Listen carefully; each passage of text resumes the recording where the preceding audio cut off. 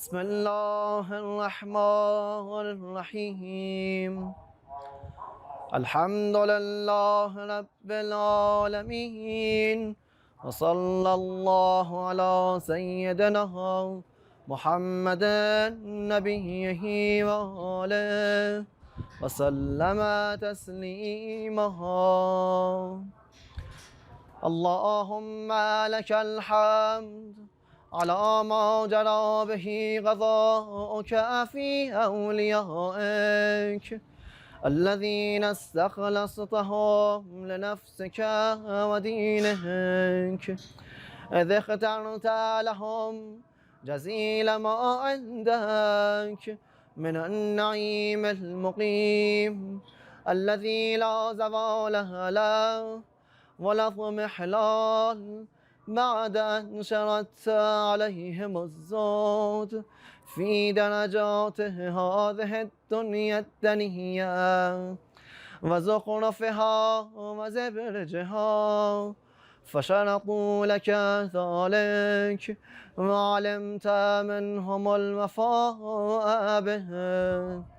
فقبلتهم وقربتهم وقدمت لهم الذكر العلي والثناء الجلي، وأهبت عليهم ملائكتك وكرمتهم بوحيك ورفدتهم بعلمك وجعلتهم الذريعة إليك والوسيلة إلى رضوانك، فبعض أسكنته جنتك إلى أن أخرجته منها، وبعض حملته في فلكك ونجيته ومن آمن معه من الهلكة برحمتك، وبعض اتخذته لنفسك خليلا وسألك لسان صدق في الآخرين فأجبتها وجعلت ذلك عليا، وبعض كلمته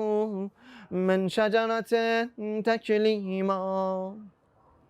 وجعلت له من أخيه ردءا ووزيرا، وبعض أولدته من غير أب وآتيته البينات وأيدته بروح القدس، وكل شرعت له شريعة ونهجت له منهاجا وتخيرت له أوصياء مستحفظا بعد مستحفظ من مدة إلى مدة، إقامة لدينك وحجة على عبادك، ولئلا يزول الحق عن مقره ويغلب الباطل على أهله، ولا يقول أحد لولا أرسلت إلينا رسولا منذرا وأقمت لنا علما هاديا فنتبع آياتك من قبل أن نذل ونخزى، إلى أن انتهيت بالأهم إلى حبيبك ونجيبك محمد صلى الله عليه وآله، فكان كمن تجبته سيدا من خلقته وصفوة من اصطفيتها وأفضل من اجتبيته وأكرم من اعتمدته، قدمته على أنبيائك وبعثته إلى الثقلين من عبادك وأوطأته مشارقك ومغاربك وسخرت له البراق وعرجت به إلى سمائك، ثم أودعته علم ما كان وما يكون إلى انقضاء خلقك، ثم نصرته بالرعب وحففته بجبرائيل وميكائيل والمصممين من ملائكتك، ووعدته أن تظهر دينه على الدين كله ولو كره المشركون، وذلك بعد أن بوأته مبوأ صدق من أهله، وجعلت له ولهم أول بيت وضع للناس للذي بمكة مباركا وهدى للعالمين، فيه آيات بينات مقام إبراهيم ومن دخله كان آمنا، وقلت إنما يريد الله ليذهب عنكم الرجس أهل البيت ويطهركم تطهيرا. ثم جعلت أجر محمد صلواتك عليه وآله مودتهم في كتابه، فقلت قل لا أسألكم عليه أجرا إلا المودة في القربى، وقلت ما أسألكم عليه من أجر إلا من شاء أن يتخذ إلى ربه سبيلا، فكانوا هم السبيل إليك والمسلك إلى رضوانك، فلما انقضت أيامه أقام وليه علي بن أبي طالب صلواتك عليهما وآلهما هاديا إذ كان هو المنذر ولكل قوم هاد، فقال بل ملأ أمامه من كنت مولاه فعلي مولاه، اللهم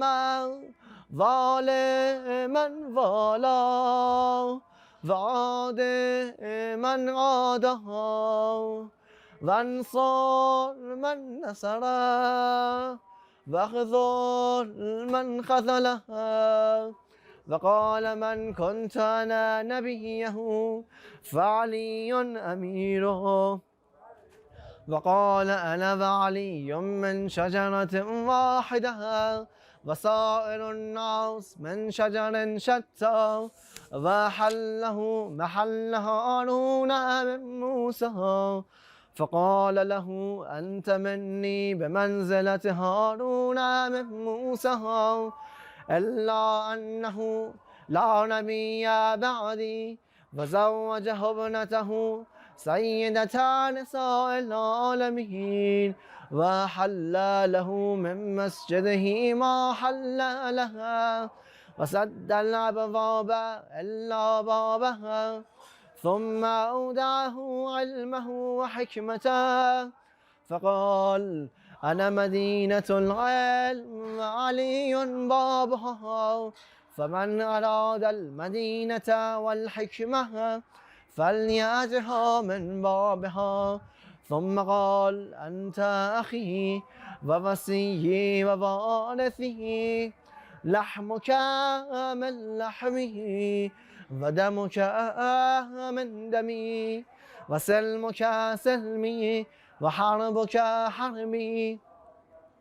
والإيمان مخالط لحمك ودمك كما خالط لحمي ودمي، وأنت غدا على الحوض خليفتي، وأنت تقضي ديني وتنجز عداتي، وشيعتك على منابر من نور مبيضة وجوههم حولي في الجنة وهم جيراني، ولولا أنت يا علي لم يعرف المؤمنون بعدي، فكان بعده هدى من الضلال ونورا من العمى وحبل الله المتين وصراطه المستقيم لا يسبق بقنامة في رحم ولا بسابقة في دين ولا يلحق في منقبة من مناقبه يحذو حذو الرسول صلى الله عليه وآله ويقاتل على التأويل ولا تأخذه في الله لومة لائم قد وتلا في صناديد العرب وقتل أبطالهم وناوش ذوبانهم فأودع قلوبهم أحقادا بدنية وخيبرية وحنينية وغيرهن فضبت على عداوته وكبت على منابذته حتى قتل الناكسين والقاسطين والمارقين ولما قضى نحبه وقتله أشقى الآخرين يتبع أشقى الأولين لم يمتثل أمر رسول الله صلى الله عليه وآله في الهادين بعد الهادين والأمة مصرة على مقته مجتمعة على قطيعة رحمه وإقصاء ولده إلا القليل ممن وفى لرعاية الحق فيهم فقتل من قتل وسبي من سبي وأقصي من أقصي وجرى القضاء لهم بما يرجى له حسن المثوبة إذ كانت الأرض لله يورثها من يشاء من عباده وسبحان ربنا إن كان وعد ربنا لمفعولا ولن يخلف الله وعده وهو العزيز الحكيم فعلى الأطائب من أهل بيت محمد وعلي صلى الله عليهما وآلهما فليبكي الباكون وإياهم فليندب النادبون ولمثلهم فلتذرف الدموع وليصرخ الصارخون ويضج الضاجون ويعج العاجون أين الحسن أين الحسين أين أبناء الحسين صالح بعد صالح وصادق بعد صادق أين السبيل بعد السبيل أين الخيرة بعد الخيرة أين الشموس الطالعة أين الأقمار المنيرة أين الأنجم الزاهرة أين أعلام الدين وقواعد العلم أين بقية الله التي لا تخلو من العترة الهادية أين المعد لقطع دابر الظلمة أين المنتظر لإقامة الأمت والعواج أين المرتجى لإزالة الجور والعدوان أين المدخر لتجديد الفرائض والسنن أين المتخير لإعادة الملة والشريعة أين المؤمل لإحياء الكتاب وحدوده أين محيي معالم الدين وأهله أين قاسم شوكة المعتدين أين هادم أبنية الشرك والنفاق أين مبيد أهل الفسوق والعصيان والطغيان أين حاسد فروع الغي والشقاق أين طامس آثار الزيغ والأهواء؟ أين قاطع حبائل الكذب والافتراء؟ أين مبيد العتاة والمردى؟ أين مستأصل أهل العناد والتضليل والإلحاد؟ أين معز الأولياء ومذل الأعداء؟ أين جامع الكلمة على التقوى؟ أين باب الله الذي منه يؤتى؟ أين وجه الله الذي إليه يتوجه الأولياء؟ أين السبب المتصل بين الأرض والسماء؟ أين صاحب يوم الفتح وناشر راية الهدى؟ أين مؤلف شمل الصلاح والرضا؟ أين الطالب بحث الأنبياء وأبناء الأنبياء؟ أين الطالب بدم المقتول بكربلاء؟ أين المنصور على من اعتدى عليه وافترى؟ أين المضطر الذي يجاب إذا دعا؟ أين صدر الخلائق ذو البر والتقوى؟ أين ابن النبي المصطفى وابن علي المرتضى وابن خديجة الغراء وابن فاطمة الكبرى؟ بأبي أنت وأمي ونفسي لك الوقاء والحمى، يا ابن السادة المقربين، يا ابن النجباء الأكرمين، يا ابن الهداة المهديين، يا ابن الخيارة المهذبين، يا ابن الغطارفة الأنجبين، يا ابن الأطائب المطهرين، يا ابن الخضارمة المنتجبين، يا ابن القماقمة الأكرمين، يا ابن البدور المنيرة، يا ابن السرج المضيئة، يا ابن الشهب الثاقبة، يا ابن الأنجم الظاهرة، يا ابن السبل الواضحة، يا ابن الأعلام اللائحة، يا ابن العلوم الكاملة، يا ابن السنن المشهورة، يا ابن المعالم المأثورة، يا ابن المعجزات الموجودة، يا ابن الدلائل المشهودة، يا ابن الصراط المستقيم، يا ابن النبأ العظيم، يا ابن من هو في أم الكتاب لدى الله علي حكيم، يا ابن الآيات والبينات، يا ابن الدلائل الظاهرات، يا ابن البراهين الواضحات الباهرات، يا ابن الحجج البالغات، يا ابن النعم السابقات، يا ابن طه والمحكمات، يا ابن ياسين والذاريات، يا ابن الطور والعاديات، يا ابن من دنا فتدلى فكان قاب قوسين أو أدنى، دنوا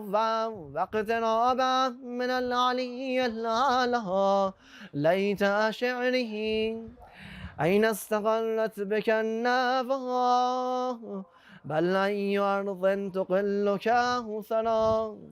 أبرضوى أم غيرها أم ذي طوى؟ عزيز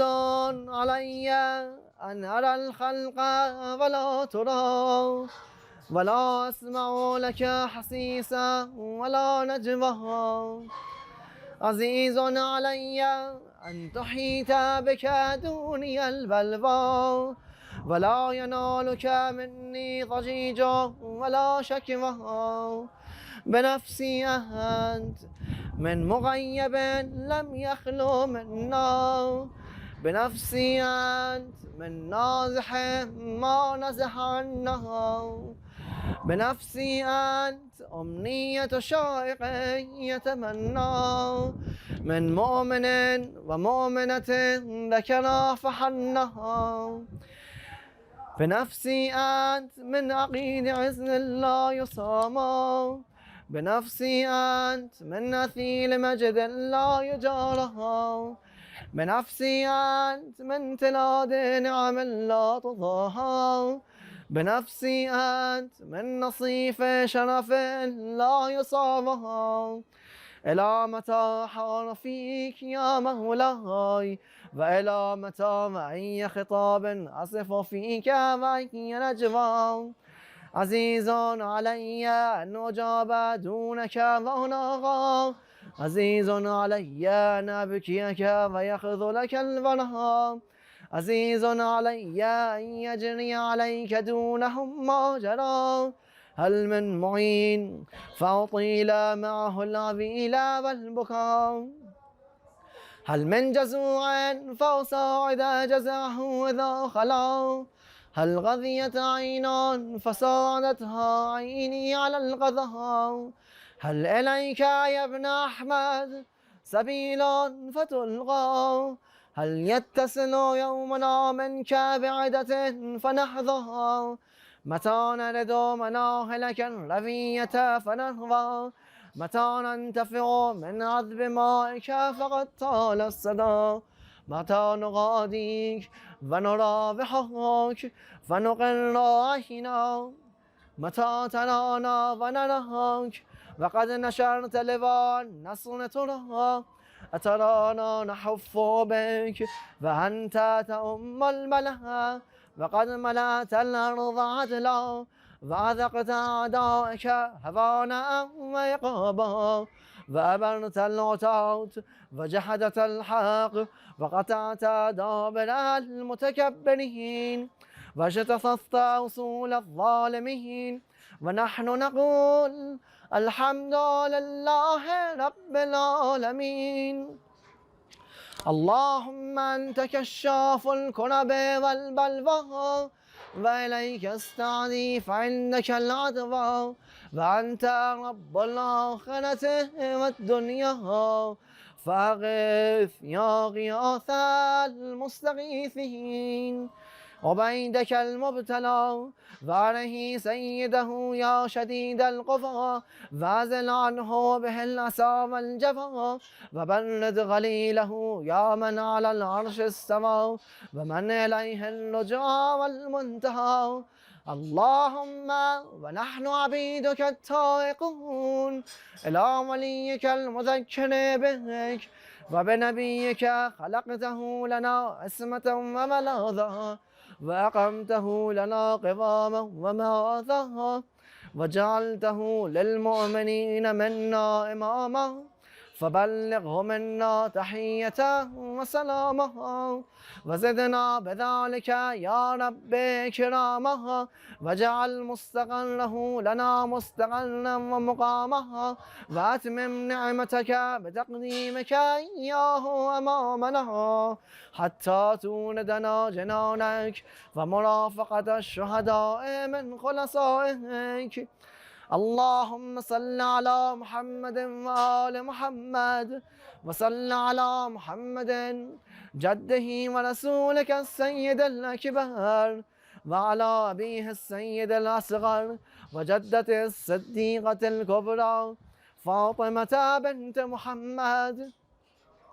وعلى من اصطفيت من آبائه البررة، وعليه أفضل وأكمل وأتم وأدوم وأكثر وأوفر ما صليت على أحد من أصفيائك وخيرتك من خلقك، وصل عليه صلاة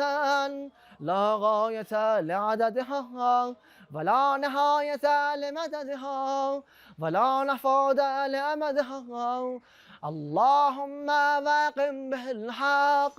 وادحض به الباطل، وأدل به أولياءك وأذلل به أعداءك، وصل اللهم بيننا وبينه وصلة تؤدي إلى مرافقة سلفه، واجعلنا ممن يأخذ بحجزتهم ويمكث في ظلهم، وأعنا على تأدية حقوقه إليه والاجتهاد في طاعته واجتناب معصيته، وامنن علينا برضاه، وهب لنا رأفته ورحمته